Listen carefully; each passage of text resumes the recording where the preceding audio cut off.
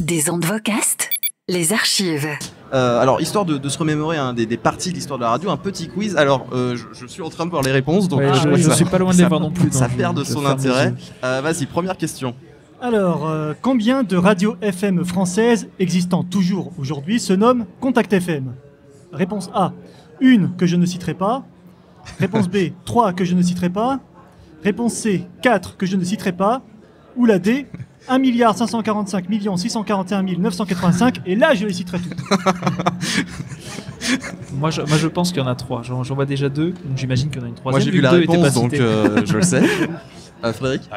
Je suis incapable de répondre précisément à cette question. Je connais Contact FM qui est géré par Pavageau, Nicolas, mais je crois qu'il y en a une dans les Vosges. Au-delà de celle-ci, franchement, je vois pas. Alors la réponse est dit? Alors la réponse était 3. Donc la régionale du Nord que tout le monde connaît évidemment. Il y a Contact FM dans la Sarthe et Contact FM Carcassonne. Il y avait une Contact dans les Vosges, mais celle-ci n'existe plus. Mais alors, est-ce que les 3 Contact FM sont sous indé du coup? On a la radio du Grand Nord, oui, ça, je me doute. qui effectivement libre. Non, les 2 autres ne sont pas aux Indés Radio. On a un seul exemple de 2 radios au sein des Indés qui ont le même nom, c'est Radio Star. On a Radio Star Est et Radio Star Méditerranée.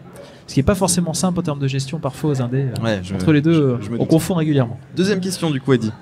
Alors, en 1995, dans le morning Les Monstres sur Skyrock, qui avait remplacé JC aux côtés de Manu Lévy après son fameux dérapage? Était-ce Michael Youn, Miko, Morad ou Frankenstein, qui est un monstre? C'est logique. Qui a connu déjà les monstres? Parce que moi je suis né quand ça s'est créé, donc du coup je pouvais pas écouter les monstres. Moi j'avais pas Skyrock dans ma ville de Normandie, on n'avait pas grand chose, on avait que Fun.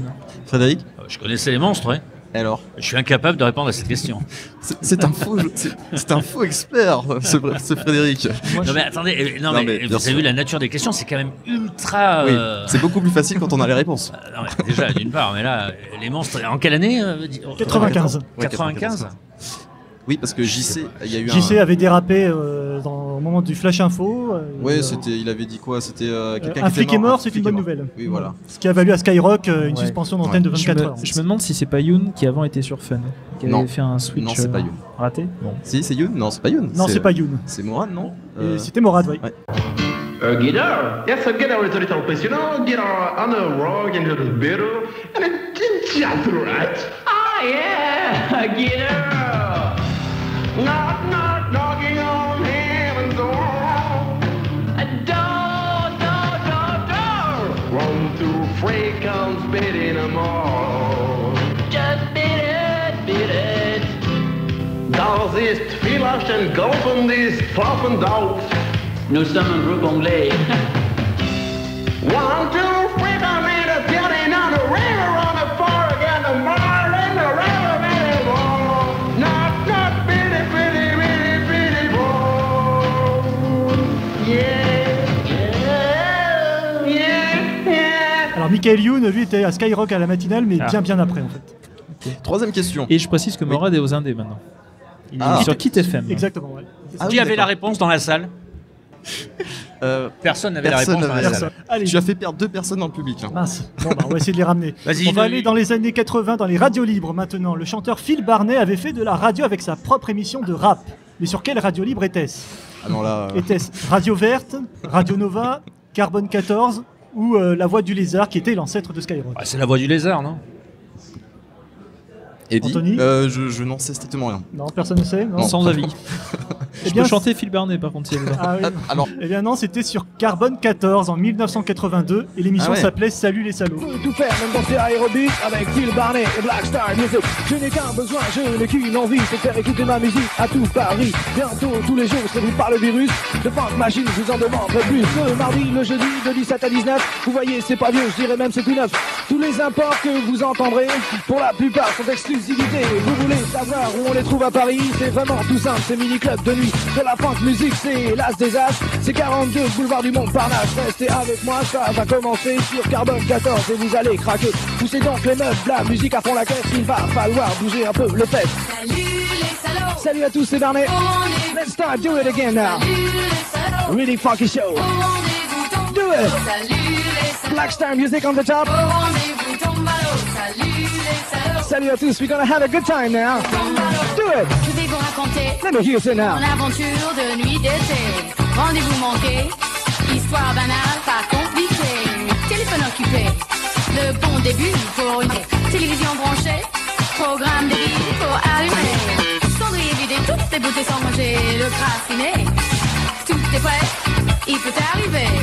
Vous avez reconnu mon générique, c'est bien sûr Salut les salauds, signe groupe Interview, remixé par mon ami Bernie de l'Élysée Matignon, qui est un grand DJ à qui je fais une grosse bise, j'espère que tu m'écoutes Bernie. Have a good time now, listen Phil Barney Show, tenez. Salut les salauds, d'accord. Je sais pas. Grâce à Eddie, on est cultivé tout d'un coup. Est-ce qu'on fait une quatrième question et après on passera. Oui.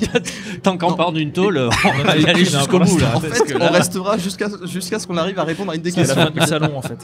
Bon, je vais essayer d'en faire une pas trop compliquée, je tente. Allez, vas-y. Alors, en l'an 2000, Radio France avait réorganisé une grande partie de ses fréquences dans toute la France à l'initiative du président d'alors, qui était Jean-Marie Cavada. Quel était le nom de cette réorganisation? Le C'est la nuit bleue. Plan bleu. La nuit bleue. Bon, je donne les 4 propositions quand même parce qu'elles étaient trop cherchées. Le plan Radio France 2000, le plan bleu, le plan public ou le plan rouge et noir. J'exilerai ma peur, j'irai plus haut que ces montagnes de douleur. Est-ce que tu as engagé un auteur du Burger Quiz par hasard? Non, mais il y a de l'inspiration, on dira. Vous avez remarqué que sans les propositions, j'ai dit Oui, nuit bleue. Mais le plan bleu, oui. ouais, c'était. Oui, alors du coup, ça elle était facile. vaut tous les échecs des questions d'avant. Est-ce qu'on peut faire une dernière question? En réalité, il en a 50. Hein. C'est ça. Laquelle de ces émissions détient la plus grande longévité et qui est toujours sur les ondes? Est-ce Les Grosses Têtes sur RTL, Le Masque et la Plume sur France Inter, Oui. l'Euro 30 sur Énergie, Je sais. ou la Tribune des critiques de disques sur France Musique? En fait, je Attention. vous arrête parce que j'avais préparé des questions moi aussi. C'était les Et mêmes. sache que Tu l'avais j'avais exactement cette question-là. Alors tu avais quoi comme réponse? J'avais la masque et la plume. Ben je suis désolé pour toi. Mais si, c'est le masque et la plume. Et ben moi j'ai la Tribune des critiques de disques qui a commencé en 1946. C'est une émission qui passe le dimanche après-midi. Si vous maîtrisez pas les D'accord, réponses, c'est bon à savoir. Ok.